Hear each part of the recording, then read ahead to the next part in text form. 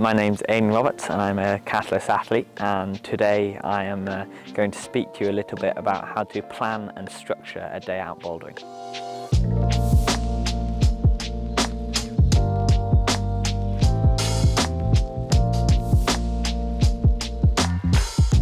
So tip one is to make a plan. So this will involve initially looking at the guidebook and understanding which problems you want to try and which crag you'd like to go to. So once you've decided on that, you will look in the guidebook and it will give you a grid reference or a location to go and park, and then it will also give you information on the approach to the crag. So it's worth reading through this just to understand how to navigate yourself there, save you time on the day. Also, it will highlight any potential issues with access on private land, which is worth being quite cautious about. Lots of the time we're climbing in farmers' lands, so it's important to respect their agreement with climbers. Another really important factor to consider is the weather. It's something we don't have control over, and will determine what you take to the crag and what you can try. It's important to try and make sure there's not much rain on your day. Sometimes there are roofs which stay dry and you can still climb, but generally your days out can be more miserable when it's raining. It's also important to make sure it's not too hot. If the climbs are in the direct sunlight on a hot day, it can be really hard to climb well. It can be bad conditions, and hot rock is really hard to stick to. There's very bad friction. So it's also another thing to consider. If it's too hot, it might be worth trying to find shadier climbs or things which are like north facing, which might get a bit of shade.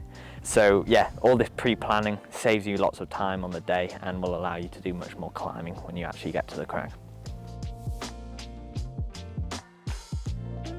So tip two is warming up. It's really important to warm up thoroughly when climbing outside.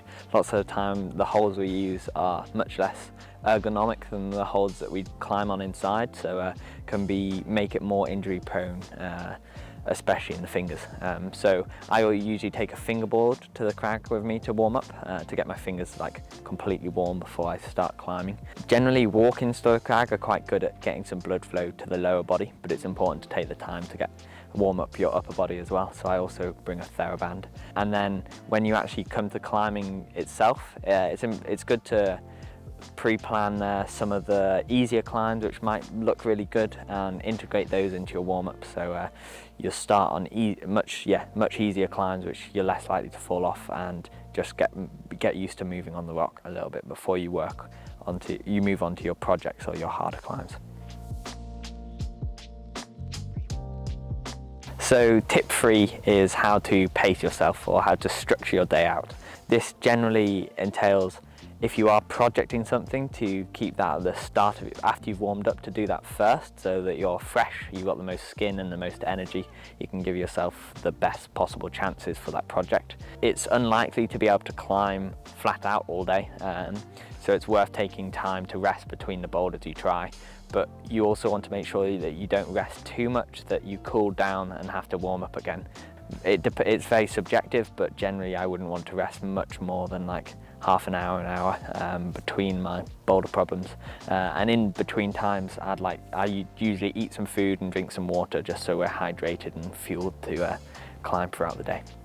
Okay, so that is a classic day out bouldering, and it's worth remembering to pre-plan to give yourself as much time climbing once you get to the crag.